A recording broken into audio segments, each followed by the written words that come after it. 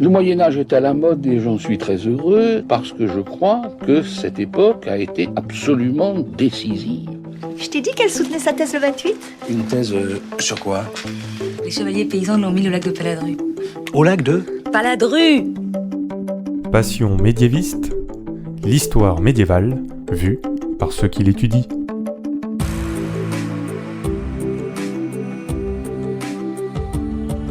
Est-ce que vous connaissez le Moyen-Âge ? Mais d'abord, qu'est-ce que le Moyen-Âge ? Vous pensez peut-être aux princesses dans les châteaux, au roi d'Agobert, à la féodalité, mais ce n'est pas que ça.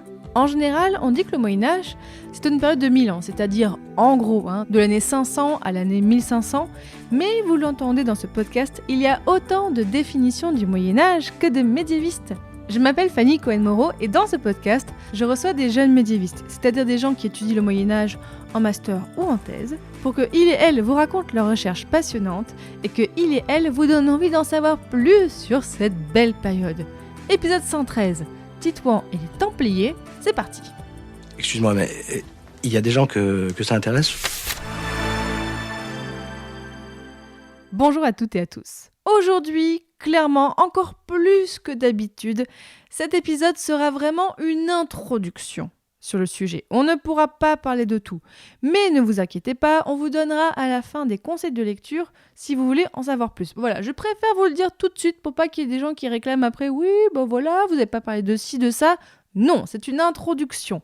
Et aujourd'hui, notre introducteur, si je puis dire, notre historien du jour, c'est donc Titouan Dufour. Bonjour Titouan. Bonjour Fanny. Titouan, donc tu as fait un master de recherche que tu as obtenu en 2024 à l'Université de Nantes, sous la direction de Philippe Josserand, qui est aussi un grand spécialiste des Templiers. Ton mémoire, c'était Les origines de l'ordre du Temple, représentation, historiographie et histoire. Et actuellement, tu es donc en reconversion professionnelle pour devenir enseignant. On en parlera à la fin. Donc, on va revenir avec toi à grands traits sur l'histoire de ce fameux ordre des Templiers.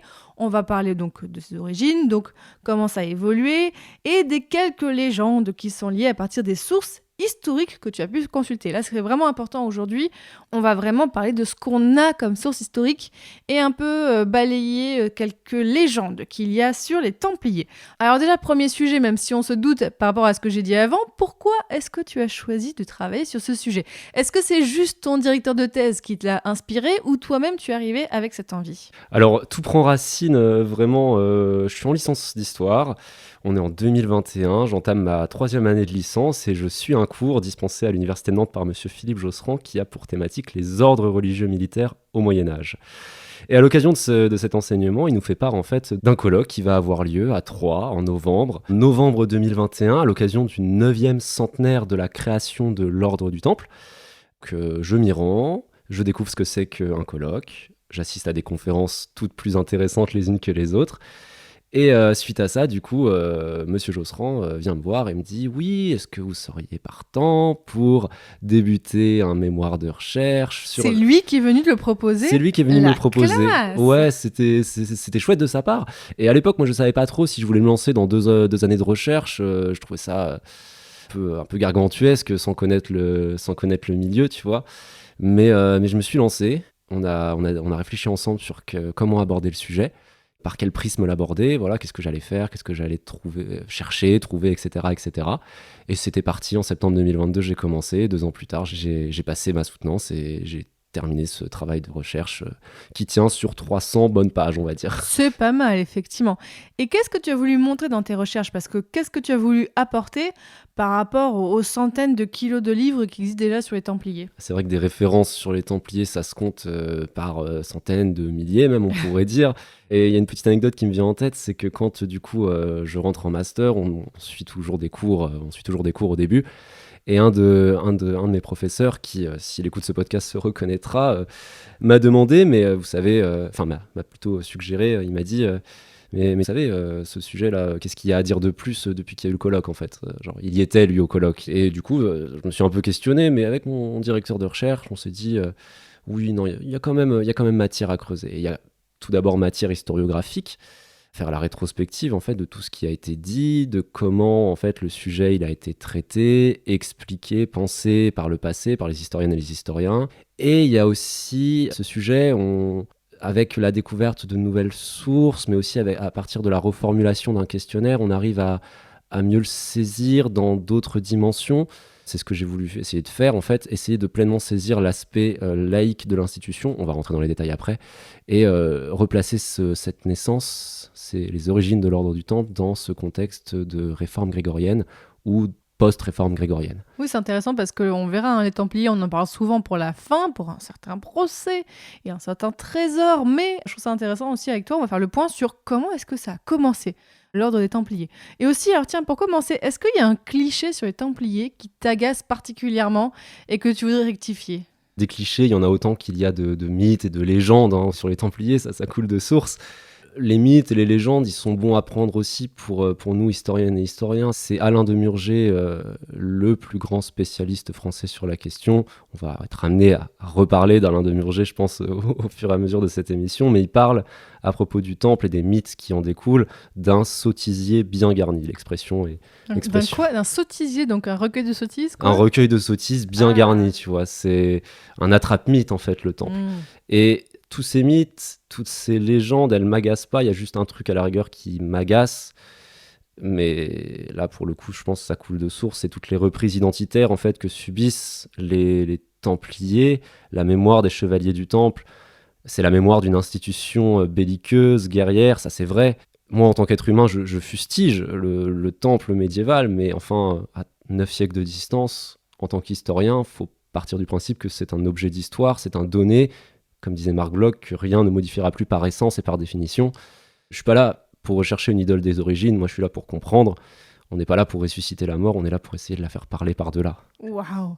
Oui, non, mais le côté identitaire, c'est bien aussi que tu le dises, parce que oui, clairement, on a une certaine droite et certaines personnes avec des idéologies qui ne sont pas les miennes du tout et qui sont même à l'encontre des miennes, qui se permettent de reprendre certains codes, pas seulement les Templiers, qui reprennent pas mal de choses liées au Moyen-Âge pour dire voilà les vraies origines, la vraie France et tout ça. Oui, tout à fait. Ouais, ça, on va pas en parler aujourd'hui parce que c'est clair que...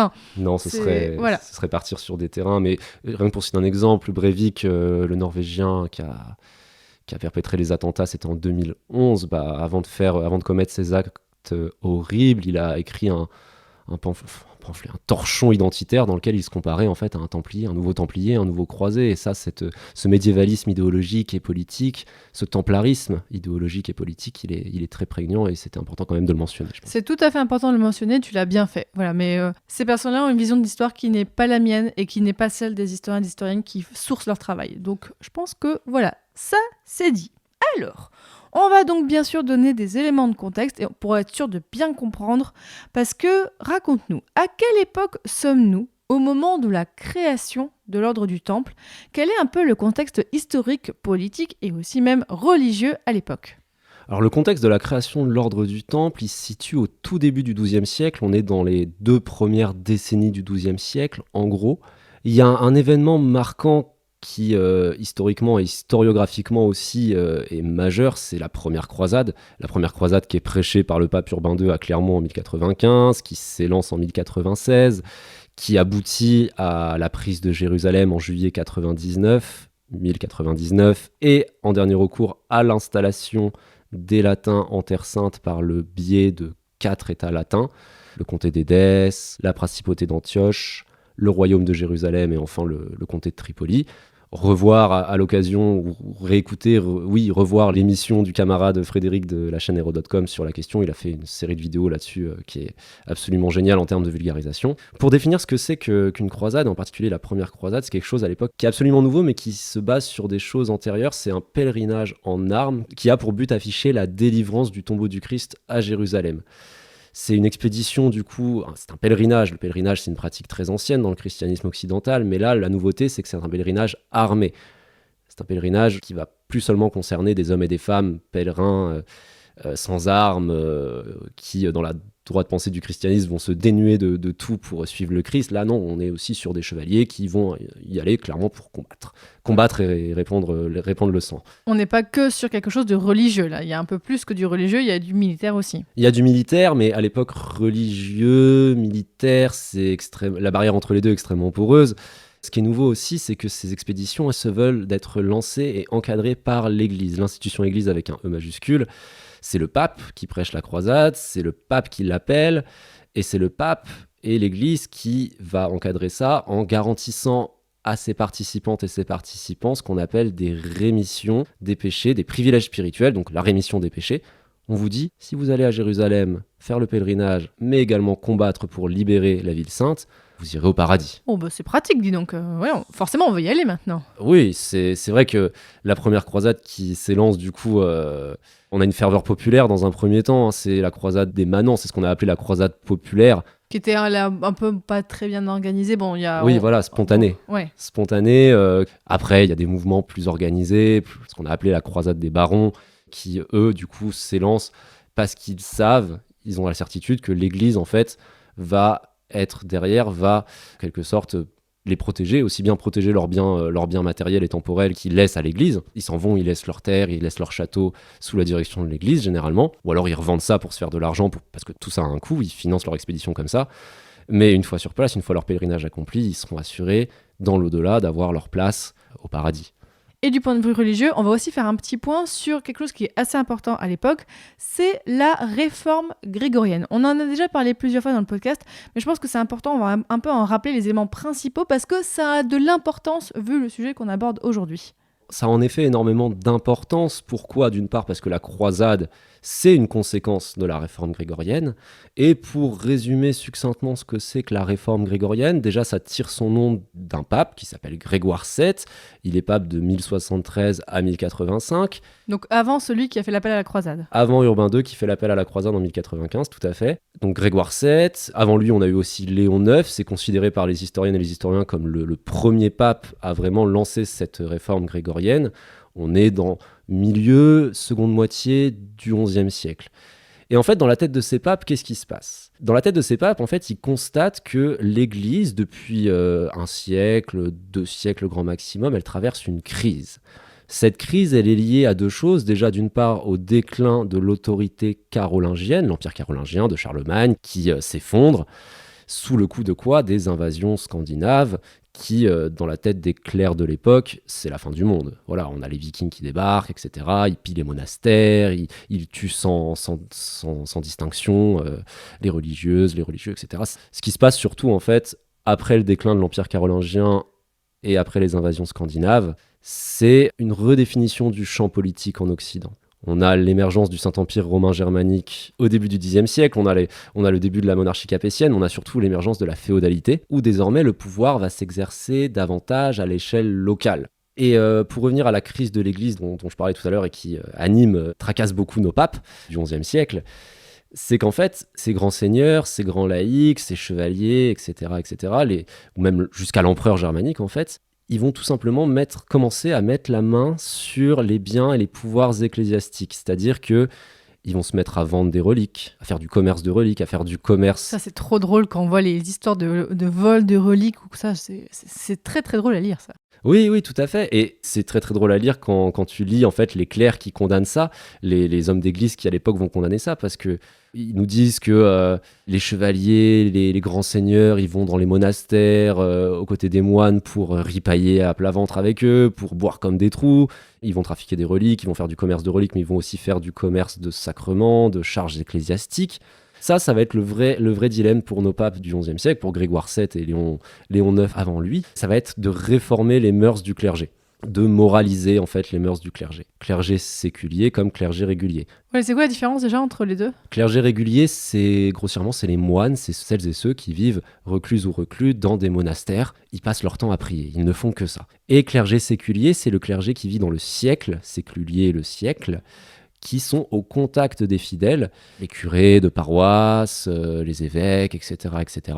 Et donc, comment est fondé l'ordre des Templiers ? Par qui ? Par quand ? Dans quel but ? Raconte-nous, c'est quoi les bails ? Quels sont les bails du coup ? Donc on a parlé de la première croisade qui aboutit à la prise de Jérusalem, à l'installation latine au Levant. On a parlé de la réforme grégorienne qui impose du coup la distinction entre clerc et laïc. Venons-en aux faits. On est dans les 2 premières décennies qui suivent la prise de Jérusalem, donc on est entre 1100 et 1120, et à une date indéterminée, à Jérusalem, dans le royaume latin de Jérusalem, dans la ville sainte, une petite confraternité de chevaliers, de laïcs donc, décide de faire corps et de s'affilier à une institution ecclésiastique de la ville, c'est l'institution des chanoines réguliers du Saint-Sépulcre.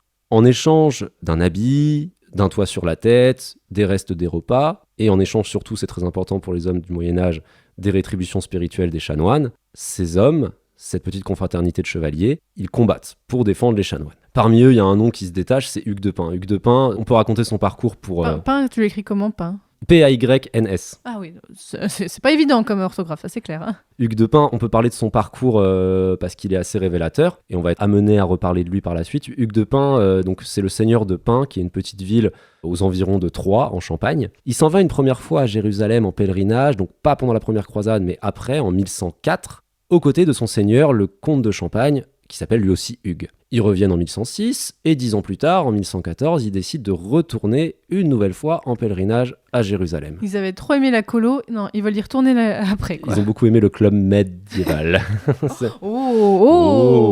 Je retiens.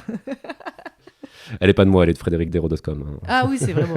Et donc du coup, ils y retournent une seconde fois, et là, à l'inverse de la première fois, en fait, Hugues de Pint va décider de rester à Jérusalem. Il a adoré la colo. Il a adoré la colo. Et vraisemblablement, il décide de se joindre à la petite confraternité de chevaliers qui s'est affiliée aux chanoines du Saint-Sépulcre, qui vise à défendre en fait les chanoines et par la même occasion la ville sainte de Jérusalem. On n'a aucune trace même jusqu'en 1120. Et en 1120, en fait, il se passe un événement qui est assez retentissant pour notre sujet.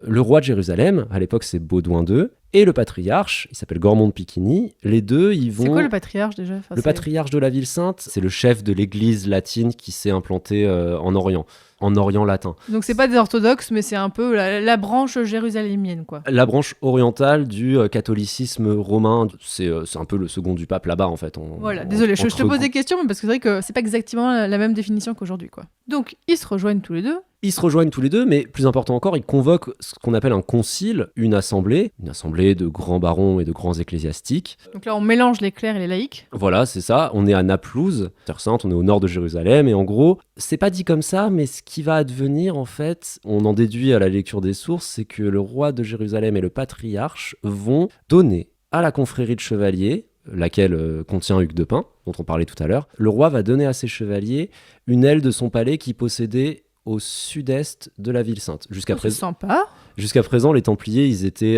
logés au Saint-Sépulcre, qui est situé au nord-ouest de la ville sainte, dans le quartier du Patriarche. Et là, le roi va leur donner une aile de son palais au sud-est de la ville, sur l'actuelle esplanade des mosquées, le Harem al-Sharif, plus particulièrement et plus précisément dans la mosquée Al-Aqsa, ce qui pour les latins, ce qui pour les francs, n'est ni plus ni moins que le temple de Salomon. Et c'est de là que vient le nom des Templiers. Le nom de Templier, ça vient de là. C'est là, à ce moment-là, que les Templiers deviennent les Templiers. Avant ça, on parle de proto-Templiers, quand on parle de la petite confraternité qui s'est formée... Quand juste ils étaient entre copains, là. Juste quand ils étaient entre copains, sous l'obédience des chanoines du Saint-Sépulcre.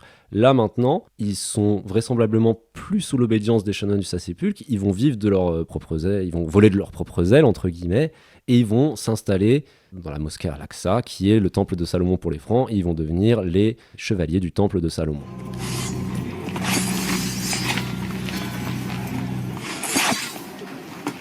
Maître, je te remercie, Armand. Si on l'assiège, Jérusalem peut tenir longtemps? As-tu peur? Un Templier n'en a pas le droit. Non plus que de mentir. En effet. J'ai peur, maître. Mais ce n'est pas ce qui m'arrêtera.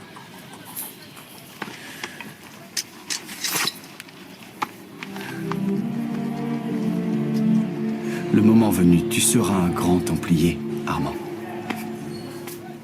Donc ils sont fondés, mais en fait on est vraiment qu'au début parce qu'on n'est pas encore sur un vrai ordre religieux. Oui, voilà, c'est ça en fait. Entre 1120 et 1129, entre le moment où ils vont s'installer au temple de Salomon et 1129, il va se passer quelques petites choses, mais on ne sait pas grand-chose sur ce qui se passe. Ce qu'on sait vraisemblablement, c'est qu'en fait, pour que le projet se pérennise, pour que le projet aboutisse à quelque chose qui va tenir sur la durée, il faut qu'en fait les Templiers se fassent un peu remarquer. Qu'ils se fassent remarquer par qui? Par l'Église en Occident. Et pour ça, ils vont, Hugues de Pin et quelques-uns de ses frères du Temple, du coup, se rendre en Occident, où ils vont, en janvier 1129, à Troyes, participer à un concile, c'est le concile de Troyes, et où ils vont obtenir l'approbation de leur mode de vie, un peu hybride, du coup, à la frontière entre religieux et combattants. Et comment ça se passe ? Eh bien, ils obtiennent une règle de vie. Une règle au Moyen-Âge, qu'est-ce que c'est ? En fait, c'est un document, c'est un texte qui va régir la vie des moines. Il y a 2 grandes règles au Moyen-Âge qui sont faites. C'est la règle de Saint-Augustin, qui est plutôt, elle, pour les chanoines, donc en l'occurrence comme les chanoines du Saint-Sépulcre dont on parlait tout de suite.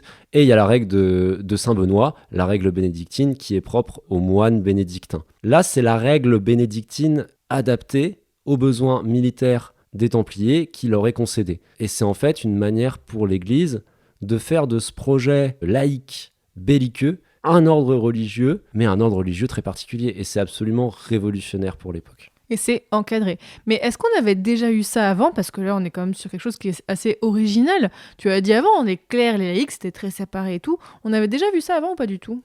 On n'avait jamais vu ça avant.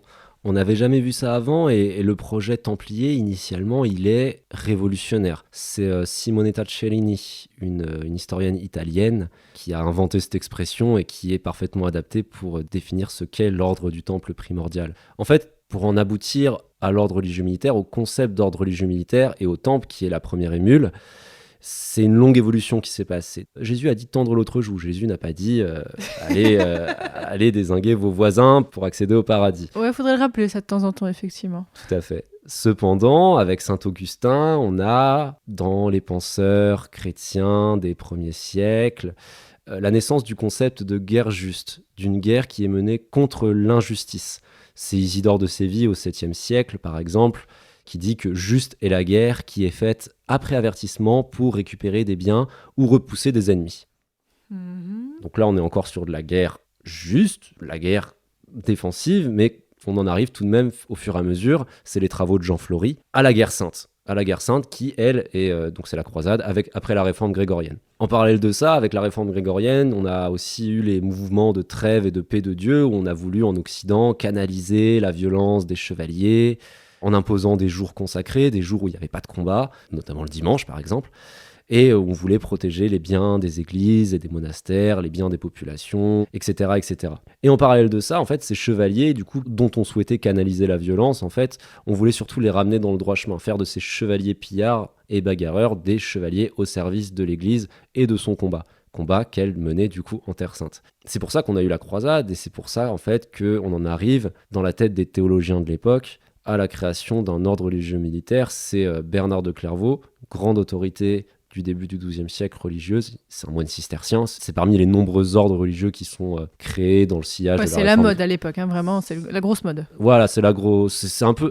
Les Templiers s'inscrivent aussi dans ce mouvement de création de nouveaux ordres religieux où on veut revenir à la pureté. Réformer, pour les médiévaux, c'est revenir aux origines. Les cisterciens, ils veulent réformer l'ordre bénédictin de Cluny qui, selon eux, en fait, est parti un peu à la dérive parce que les mecs se pavanaient dans le luxe, quoi. C'était des aristocrates de la prière, comme dit Patrick Boucheron. Et Bernard de Clairvaux, du coup, quand il constate l'action des Templiers, enfin ce que font les Templiers, en fait, leur mission, il va louer, en fait, ça. Il dit « Le Christ fait de l'ennemi son chevalier ». Et en fait, les chevaliers qui, pardonnez-moi l'expression, foutent le bordel en Occident, on n'en veut plus. On veut qu'on les envoie en Terre Sainte pour combattre, et c'est mieux s'ils intègrent ce projet qu'on va ramener sous notre coupe, sous notre aile, en fait. Est-ce qu'on a d'autres témoignages sur comment est vue cette naissance très particulière au Moyen-Âge, au moment vraiment où ça se passe ? Au moment où ça se passe, on a quasiment que des témoignages de clercs. Au-delà des sources diplomatiques, des chartes, etc., dans les sources narratives, on a surtout des chroniques qui sont surtout écrites par des clercs. Donc la plupart voient ça d'un bon œil, notamment Bernard de Clairvaux qui, lui, va aller jusqu'à écrire un traité où il va vraiment vouloir légitimer cette nouvelle forme de vie, mais globalement, c'est assez bien reçu par les évêques, par les chroniqueurs, etc. On en a quelques-uns tout de même vers la seconde moitié du XIIe siècle qui parlent de ces ordres religieux militaires, de ces institutions comme d'un nouveau monstre. C'est un cistercien qui s'appelle Isaac de l'Étoile qui, lui, n'est pas tellement d'accord avec l'émergence de tout ça. Il dit que les Templiers ou les ordres religieux militaires en général, ils veulent convertir les infidèles par la force, etc. Sauf que c'est pas du tout vrai, en fait. Les Templiers ne font pas ça. Les Templiers, juste leur mission, c'est de combattre, pas de convertir. Mais globalement, c'est assez bien reçu. Mais les principales sources qu'on a, elles sont à la fin du XIIe siècle, et c'est ces sources-là en fait qui nous permettent de savoir comment ça s'est passé. Tout ce que j'ai dit avant au début, on avait des chevaliers au service du Saint-Sépulcre, le concile de Naplouse, machin, etc. Tout ça en fait, c'est dit par... On va parler juste de 3 chroniqueurs. Et rapidement, d'une part, on a Guillaume de Tyr et Jacques de Vitry, qui sont tous les deux des hommes d'église, qui disent qu'à la base, les Templiers dépendaient des chanoines, ils ont fait vœu dans les mains du patriarche de Jérusalem d'être pauvres, humbles et chastes. Ils défendaient les pèlerins, donc une action tout à fait louable aux yeux des ecclésiastiques. Mais d'un autre côté, le 3e chroniqueur qu'on a, c'est un laïc. Il s'appelle Ernoul. Il est écuyer du seigneur d'Ibelin qui s'appelle Balian, clin d'œil Kingdom of Heaven. Lui, il va écrire des choses totalement différentes en fait, et il va pas parler des pèlerins, il va mettre l'accent en fait sur l'aspect laïque de l'institution au départ. Et c'est à partir de ce témoignage qu'on a quelques années, mais pas si longtemps par rapport à Guillaume de Tyr et Jacques de Vitry, qu'on étudie déjà depuis des siècles et qu'on a usé jusqu'à la corde. Ça fait très peu d'années, Alain de Murger a été le premier à prendre vraiment en considération le témoignage d'Ernoul pour vraiment appuyer sur la dimension laïque du projet templier au départ. Alors justement, rappelle-nous, en fait, là tu l'as dit, il y a plusieurs sources, mais donc concrètement, les Templiers, au début déjà, combien de personnes en font partie ? Et est-ce qu'on a des stars ou des noms qu'on a retenus aujourd'hui ? Alors d'après Guillaume de Tyr, historien du royaume latin de Jérusalem dans la seconde moitié du XIIe siècle, il est chancelier du royaume, il est archevêque de Tyr, il a écrit une chronique, et dans sa chronique, dans le chapitre dédié à la naissance du temple, il mentionne 9 protagonistes. 9 protagonistes, c'est évidemment... C'est pas beaucoup, quoi. Oui, il y a toute une symbolique derrière ce chiffre.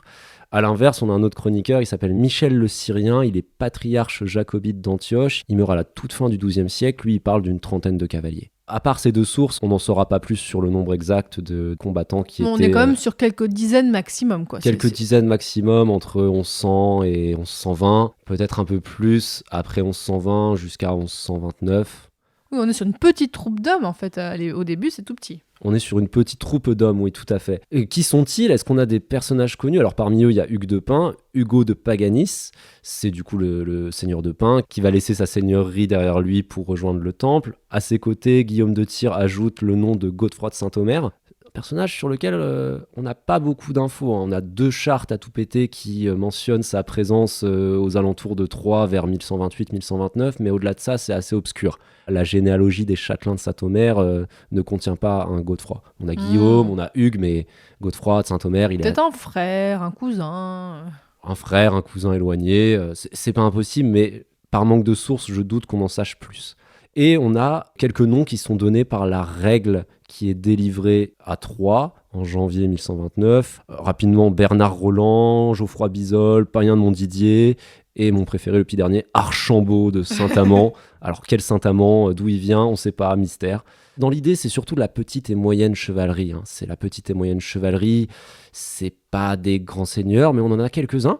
J'ai parlé tout à l'heure d'Hugues de Pin, quand la première fois qu'il va en Terre Sainte, les 2 premières fois il va en Terre Sainte, il suit son seigneur, le comte de Champagne, Hugues. Eh bien Hugues, on apprend qu'il a rejoint le temple dès 1125. Bernard de Clairvaux lui envoie une lettre, l'abbé cistercien lui envoie une lettre et lui dit alors c'est très bien, j'ai appris que tu voulais rejoindre les Templiers, de riche tu es devenu pauvre, c'est super, bon je suis un peu dégoûté, j'aurais bien aimé que tu viennes te faire moine à Clairvaux avec moi, mais au moins c'est bien pour toi. On a le comte d'Anjou Foulques V qui dès 1120 s'est affilié aux Templiers, leur a donné 30 livres angelines par an, et dans les plus puissants on a le comte de Barcelone, Raymond Béranger III, qui va sur son lit de mort s'affilier au temple, prendre l'habit, donner ses armes et son cheval à l'institution, et ça dès 1131, 2 ans après le concile de Troyes. Moi, je trouve ça quand même fou qu'on fasse tout ça pour... Enfin, on fait tout un pataquès quand même pour juste quelques dizaines de mecs. Enfin, on va en parler. Mais alors, théoriquement, je suis pas sûre d'avoir compris, donc redis-moi bien. Théoriquement, quel est le rôle des Templiers ? C'est protéger les pèlerins, c'est ça ? Les chroniqueurs nous disent à la base que leur rôle, c'est de protéger les pèlerins. Mais par la suite, ça va être bien plus que ça. Oui, parce que comment tu veux, à 20 mecs, protéger tous les pèlerins qui vont à Jérusalem ? C'est pas possible. Et bien justement. Au-delà de protéger tous les pèlerins qui se rendent à Jérusalem, il faut protéger, bien au-delà, il faut protéger le royaume. Et pour ça... De Jérusalem. Le royaume de Jérusalem, les États latins, etc., etc. Et donc, pour ça, il faut de l'argent. Oui, parce que je me disais de comment ils se financent avec tout ça. Eh bien justement, À partir du moment où l'Église donne son approbation, que les Templiers reçoivent la règle et qu'ils deviennent un ordre religieux militaire, je vais donner la définition tout de suite de ce que c'est un ordre religieux militaire, ce sera plus limpide. À partir du moment où tout ça se passe, les Templiers vont commencer à recevoir énormément de donations, de terres, en liquide ou en nature. Et ces donations, en fait, elles vont servir à constituer un patrimoine qui va permettre d'alimenter le front. C'est une logique du front et de l'arrière, en fait. C'est-à-dire qu'en Occident, tu vas avoir tout un réseau de commanderies, de maisons, dans lesquelles tu vas avoir ce qu'on appelle des familiers. Donc ça va être des paysans, des artisans qui vont travailler pour le compte du temple, produire de la richesse. Cette richesse va être ensuite acheminée en Orient pour servir à l'effort de guerre. C'est la logique du front et de l'arrière. On en avait parlé, rappelez-vous, il y a fort longtemps, dans l'épisode 19 qu'on avait fait sur les hospitaliers, parce que eux aussi, les hospitaliers, un autre ordre qui fonctionne aussi avec le système des commanderies. Oui, voilà, tout à fait.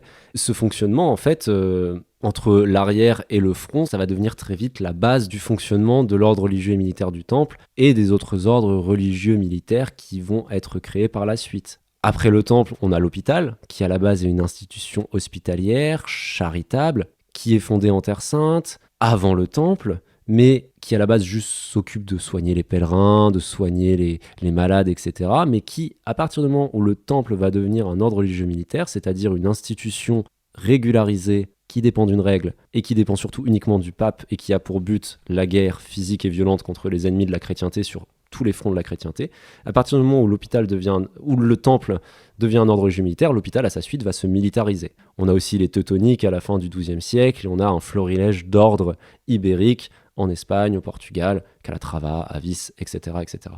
Et comment se développe l'ordre du Temple au cours du Moyen-Âge ? Au cours du Moyen-Âge, il va commencer à essaimer partout en Occident. Au moment de la fin, au moment du procès, au début du XIVe siècle, on a calculé qu'il avait à peu près 4500 commanderies. Waouh! Mais donc combien de personnes étaient dans l'ordre du Temple? Combien de frères? Ça, on pourrait être amené à le savoir si on regarde la liste des personnes interrogées au moment du procès. Il me semble qu'Alain de Murger, grand spécialiste sur la question, avait mené des recherches pour essayer de dénombrer le nombre exact de frères à ce moment-là.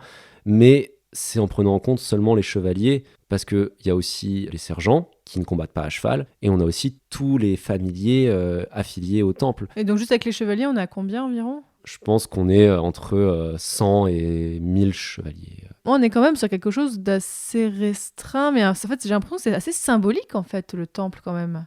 C'est symbolique. Le Temple va très vite s'attirer tout le prestige de croisade. Il s'attire tout le prestige derrière lui, en fait, c'est toute la symbolique de la défense de la Terre Sainte qui est affichée, en fait. Est-ce qu'on a des événements importants à mentionner? Parce qu'on a un certain procès là qui arrive, mais déjà avant, entre la création, la reconnaissance par l'Église et le procès, est-ce qu'on a d'autres événements qui sont importants à mentionner dans l'histoire de l'ordre des Templiers? Pour le début, on a la date de 1139 qui est très importante. 1139, c'est le moment où, donc on est 10 ans après le moment où les Templiers ont obtenu leurs règles, où les Templiers sont devenus un ordre régulier et militaire. 10 ans plus tard, le pape, il s'appelle Innocent II, il va gratifier les Templiers d'un privilège absolument génial. Il va leur donner en fait le privilège de l'exemption. C'est-à-dire que l'ordre du Temple ne relève uniquement du pape. Oui, comme d'habitude. Le pape, il met son nez un peu partout, dit « Ok, alors ça, je récupère, c'est bon, vous êtes assujettis seulement à moi, c'est ça. » C'est ça en fait. Si vous avez affaire à l'ordre du Temple,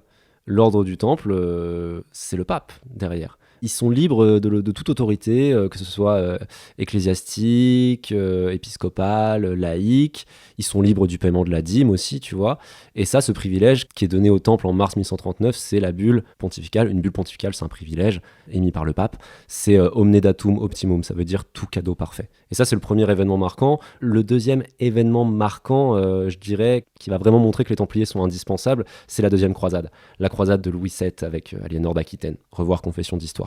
À ce moment-là, les Templiers, ils sauvent en fait littéralement la croisade du roi, parce que le roi et l'armée croisée s'élance vers Constantinople, elle traverse l'Asie mineure, l'Anatolie, et au moment de traverser l'Anatolie, les chevaliers français, la fine fleur de la chevalerie d'Île-de-France, c'est un peu des bigots, quoi. Ils sont un peu désorganisés, ils savent pas trop où y mettre les pieds, et au premier contingent turc qu'ils croisent, ils sont très vite affolés.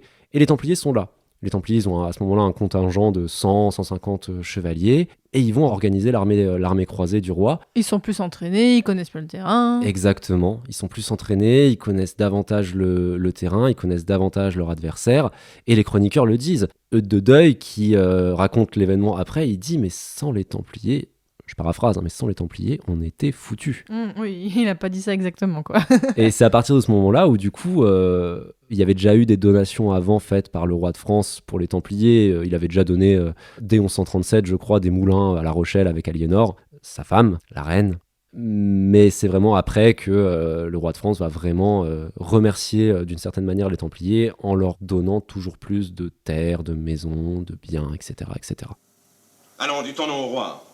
Squin de Florence. Eh bien, parle.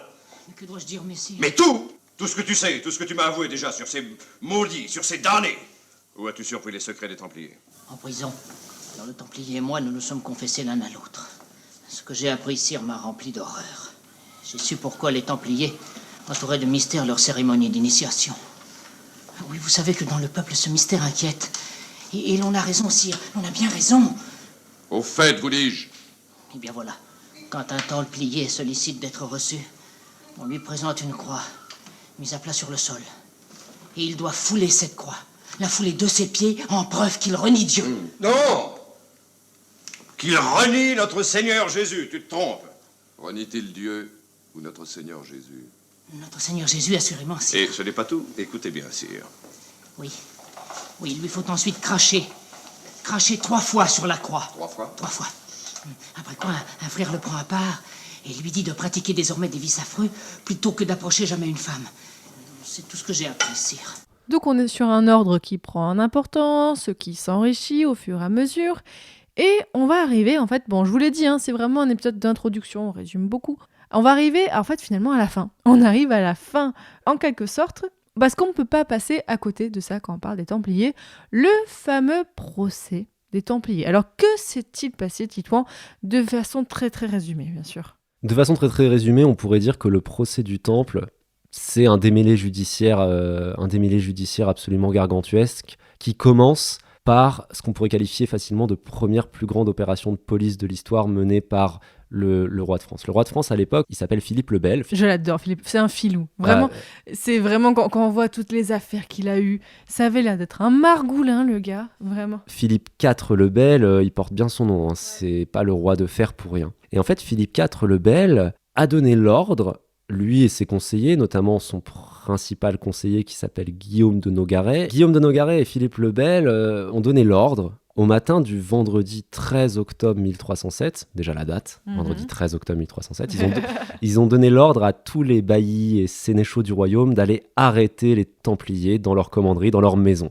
Ça en fait des gens à arrêter, mais alors pourquoi est-ce qu'ils veulent les arrêter? Parce que tu arrêtes pas les Templiers de cette façon-là, en plus ça relève du pape, donc qu'est-ce qui se passe? C'est ça, c'est que, permets-moi l'expression, c'était extrêmement risqué, c'était extrêmement ballsy de la part du roi de France de faire ça, parce que, comme tu l'as dit, il ne relève que du pape, et deuxièmement, le roi de France n'a pas de motif. Comment ça? Il les arrête sans motif? C'est que très vite, il va falloir en trouver des motifs. Et comment on obtient des motifs? Non mais pourquoi est-ce qu'il... vraiment, là, dis-nous, même s'il n'avait pas de motif officiel, officieusement, quel était son objectif? Parce qu'il ne s'est pas levé un matin en mode « Allez, aujourd'hui, je fais quoi? Ok, j'arrête les Templiers. » Non, il avait quand même une petite motivation personnelle. En fait, on a beaucoup glosé, il y a 1001 théories qui ont été dites sur le pourquoi du comment. Pourquoi Philippe le Bel a fait ça? Est-ce que c'était pour s'emparer des richesses de l'ordre afin de financer ses guerres en Flandre? Est-ce que c'était... En fait, il y a un historien qui, selon moi et selon beaucoup de chercheuses et de chercheurs, a trouvé la réponse. En fait, il s'appelle Julien Théry. Dans un article en 2011, en fait, il a dit que les Templiers, c'était pas une fin, c'était plutôt un moyen d'accéder à une fin, et la fin, en fait, c'était surtout embêter le pape. C'était faire de l'ombre au pape. Parce qu'à cette époque-là, en fait, le roi de France, Philippe le Bel, il est en conflit avec la papauté. On se souvient de Boniface VIII, et de Philippe le Bel. C'est un conflit qui a pris des proportions absolument disproportionnées. Et en fait, l'expression de Julien Théry, c'est qu'en fait, le roi de France veut s'imposer comme pape en son royaume. Il veut pontificaliser son pouvoir. Et les Templiers, vu qu'ils relèvent du pape, en fait, c'est un moyen pour lui d'accéder à ses fins. Et c'est pour ça qu'il s'attaque aux Templiers. Ok, donc il s'attaque aux Templiers. Concrètement, ça se passe comment, là, quand il les arrête tous? Est-ce qu'il y arrive? Est-ce qu'il rencontre des difficultés? Disons que, comme je l'ai dit tout de suite, il n'avait pas de motif. Mais pour obtenir les motifs, il va aller les chercher, en fait, par le biais de la torture. Par exemple, là j'ai l'interrogatoire d'un frère du Temple qui a arrêté le 13 octobre comme tous les autres et qui a interrogé le 29 octobre 1307 à Paris. Il s'appelle Régnier de l'Archamp. Il dit, tout du moins le clerc qui l'interroge note, et il avoua sous serment que, après avoir promis d'observer les statuts et secrets de l'ordre, on le revêtit d'un manteau, puis que le chevalier qui le recevait l'embrassa, d'abord au bas de l'épine dorsale, puis au nombril, et enfin sur la bouche. Embrasser en bas de l'épine dorsale, en langage de clerc, ça veut dire que les Templiers avaient des pratiques sexuelles qui, à l'époque, étaient jugées déviantes. Ah. On les accuse de sodomie. Mais plus que ça, et plus grave encore, le vrai motif, ce que cherchent vraiment les agents du roi de France et le roi de France, je continue le texte, et qu'ensuite, le dit chevalier lui fit renier une croix. Ou plutôt, celui qui était figuré sur cette croix, c'est-à-dire notre Seigneur Jésus-Christ, et qu'il le fit cracher 3 fois sur le crucifix. On cherche à faire dire aux Templiers, on leur fait dire qu'ils sont hérétiques, qu'ils renient le christianisme, qu'ils renient le Christ. Et à partir de ce moment-là, à partir du moment où ils obtiennent ces aveux-là, les agents du roi de France et le roi de France, il a tout gagné. Il a tout gagné, pourquoi ? Parce qu'il peut aller voir le pape et dire « L'ordre là qui est sous son autorité, c'est dans mon royaume que ça se passe. Et là, les gens que je torture, je les torture certes, mais ils ont quand même avoué sous serment. Et le serment, à l'époque, c'est très important pour les hommes du Moyen-Âge, tu le sais bien.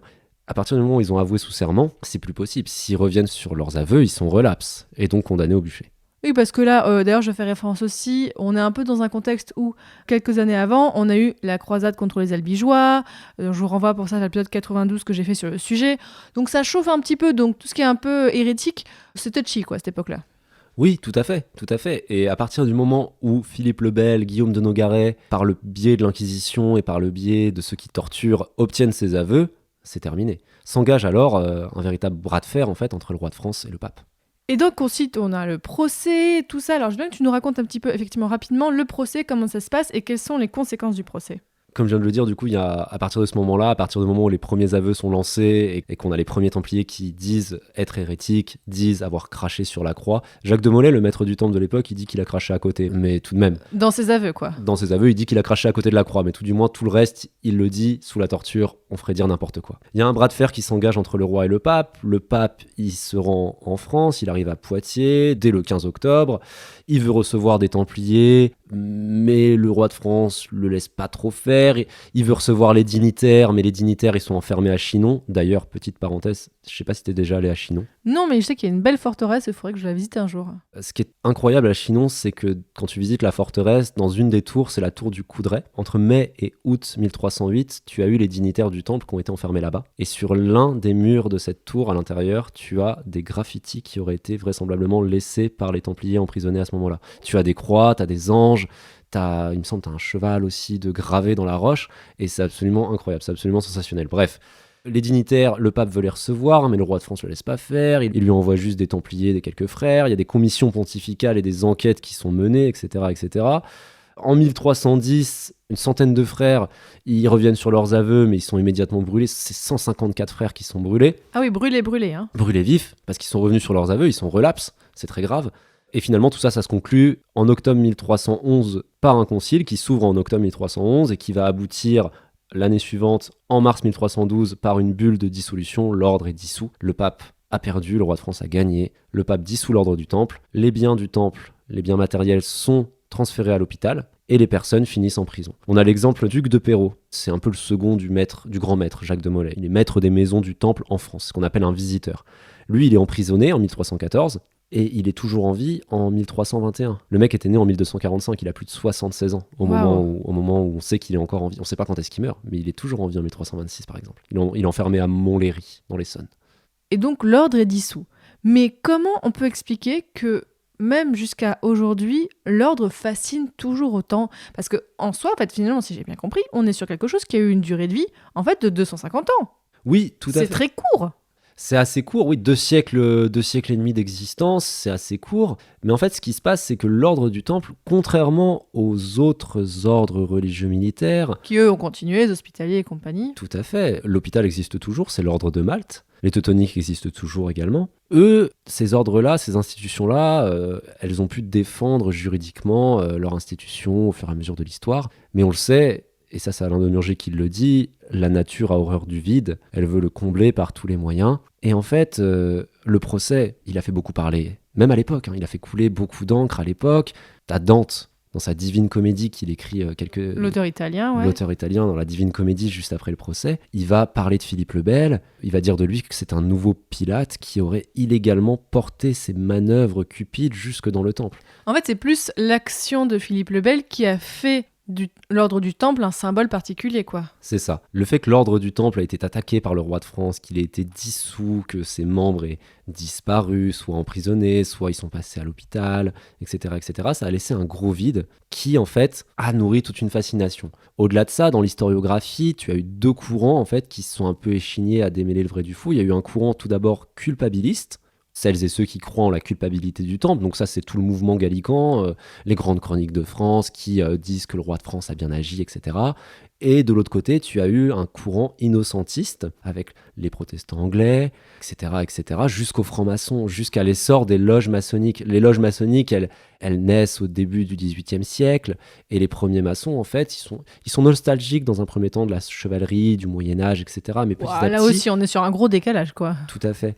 Et petit à petit, ces maçons, ces francs-maçons, ces loges maçonniques vont prendre l'héritage du temple, le souvenir du temple, et en faire, en fait, Jacques de Molay, le dernier grand maître du temple, qui est brûlé le 11 mars 1314 à Paris sur l'île de la Cité après être revenu sur ses aveux.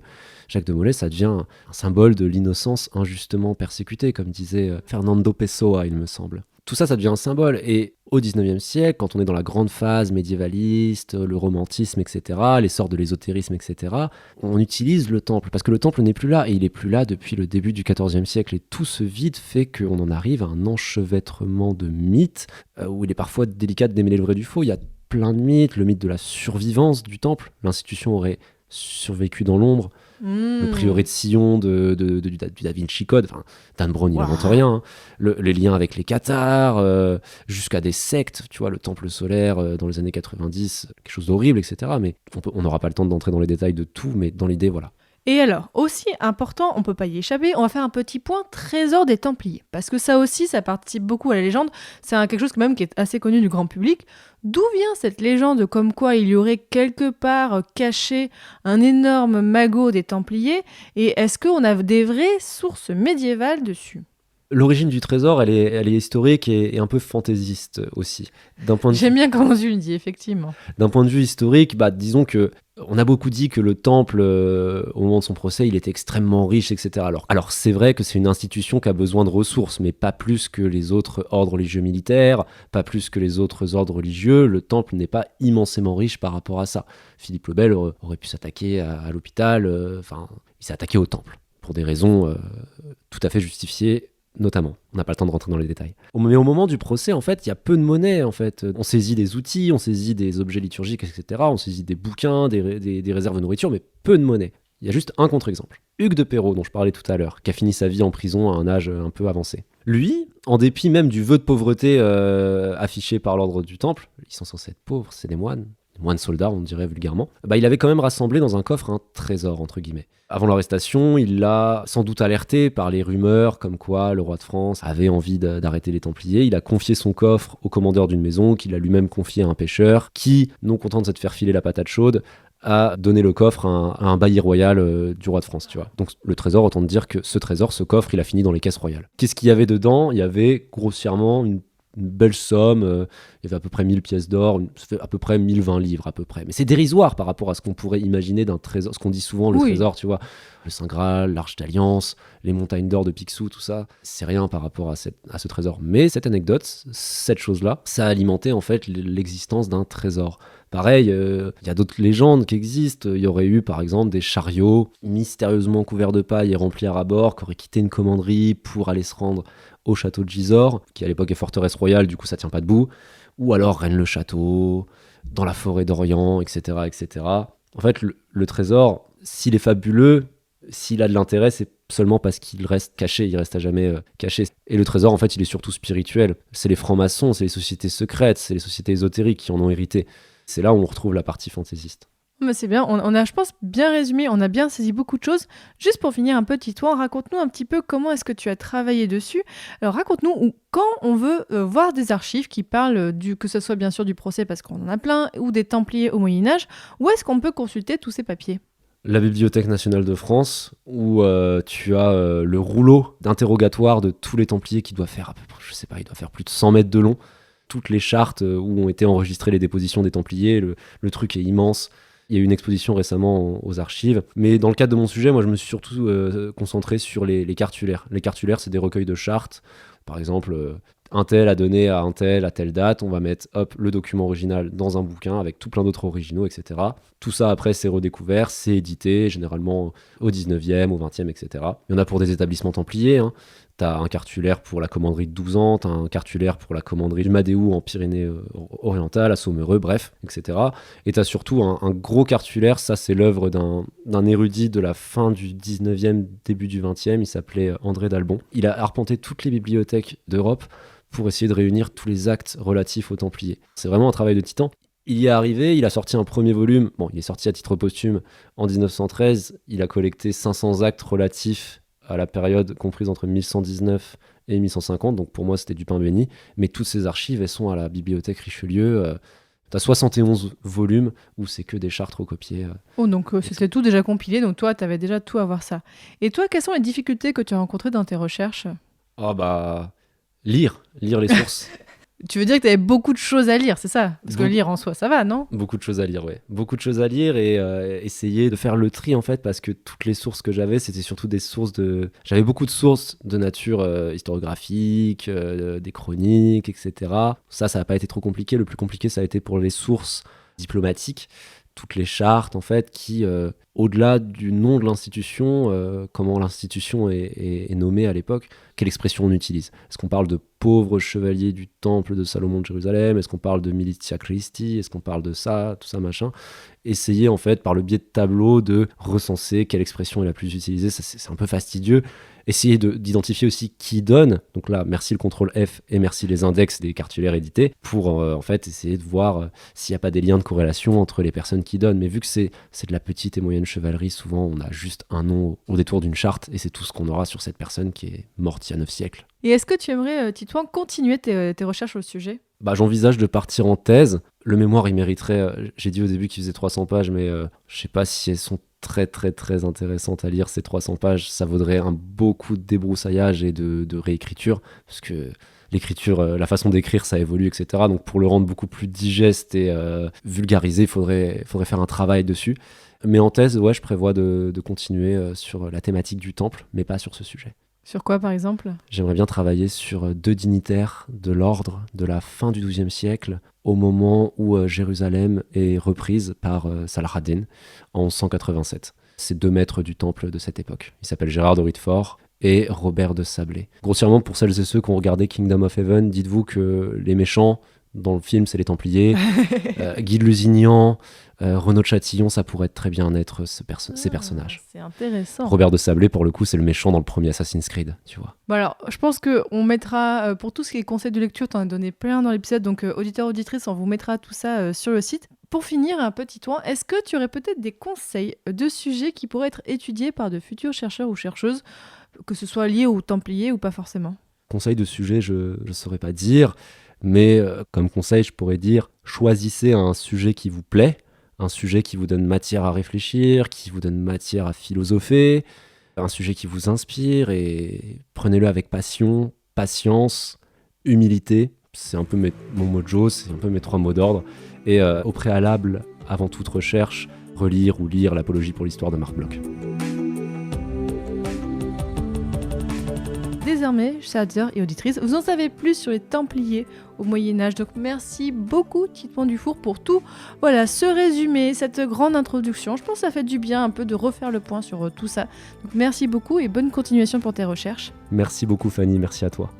Auditeurs, auditrices, donc je l'ai dit, vous aurez un récapitulatif de tous les conseils de lecture que Titouan a donné sur mon site. On vous mettra les liens aussi vers les vidéos qu'on a conseillées, allez voir tout ça. Et si le sujet vous a intéressé, je peux aussi vous conseiller quelques-uns de mes épisodes. Donc on a parlé de l'épisode 19 sur les hospitaliers, pour savoir des choses sur cet autre ordre du Moyen-Âge. J'ai fait l'épisode avec Florian Besson, l'épisode 11 sur les États latano-orients, donc là parler de ça. Et si les croisades vous intéressent, alors j'avais fait un hors-série 7 sur les femmes dans les croisades et j'ai l'épisode 25 sur l'espionnage pendant les croisades avec Valentin Baricot qui depuis a sorti un livre de sa thèse, donc allez voir tout ça. Et je vous rappelle que vous pouvez aider Passion Médiéviste déjà en partageant le podcast autour de vous, en parlant à vos amis, aux réseaux sociaux. Vraiment, le bouche à oreille, ça marche beaucoup. Je me répète, mais vraiment, j'ai beaucoup de gens qui me disent « Ah bah tiens, j'ai connu Passion Médiéviste parce que quelqu'un m'en a parlé. » Donc, défions les algorithmes, défions les applications nulles de recommandations. Bon, des fois, il y en a des biens. Mais vraiment, c'est vous qui êtes les meilleurs ambassadeurs et ambassadrices du podcast. Donc, merci énormément. Et je tiens aussi à remercier les personnes qui financent et qui soutiennent financièrement Passion Médiéviste. Vraiment, à partir de quelques euros par mois, vous pouvez le faire. Ça me permet de payer mon temps de travail sur le podcast, ça, parce que j'y passe maintenant plus de la moitié de mon temps de travail, c'est quand même beaucoup. Ça me permet notamment de financer les illustrations. D'ailleurs, cet épisode a été illustré par Garance Petit. Allez voir ce qu'elle fait sur Instagram, c'est très très joli. Et voilà, chaque épisode, ce n'est pas une IA qui pollue et qui fait n'importe quoi. Non, c'est une vraie personne à qui je commande les illustrations, qui à chaque fois sont sourcées, référencées, même si c'est une évocation et pas une vraie représentation fidèle. Mais voilà, c'est grâce à vos soutiens. Donc je tiens ce mois-ci à remercier quelques personnes. Je tiens à remercier Hélène, Christine, et j'avais un peu de retard pour d'autres personnes aussi qui avaient soutenu notamment par Patreon. Je tiens à remercier Jacques-Henri, Astrid, Benoît, Benjamin, Nora et Yonja. Je pense que la personne se reconnaîtra. Encore une fois, je vous le dis au début, mais si vous voulez participer et venir assister au super événement qu'il y aura le samedi 11 avril à Paris pour les 9 ans de Passion Médiéviste, eh bien vous avez jusqu'au 17 décembre pour réserver votre place sur Ulule. Il n'en reste plus énormément, donc ne tardez pas. Et vraiment, ça va être très chouette. Et vous pouvez aussi offrir ces places. Si vous connaissez quelqu'un qui aime beaucoup Passion Médiéviste, vous pouvez faire la surprise. Hop, achetez des places que vous allez offrir à Noël. Parce qu'au moment où sort cet épisode de Noël dans pas longtemps. Et c'est peut-être le plus gros événement que je fais avec Passion Médiéviste, le plus gros projet. Donc je suis un peu stressée et j'aimerais bien qu'on réussisse à remplir toute la salle. Voilà, merci beaucoup. Et dans le prochain épisode, on parlera de la prostitution au Moyen-Âge. Et oui, là aussi, un gros sujet. Salut!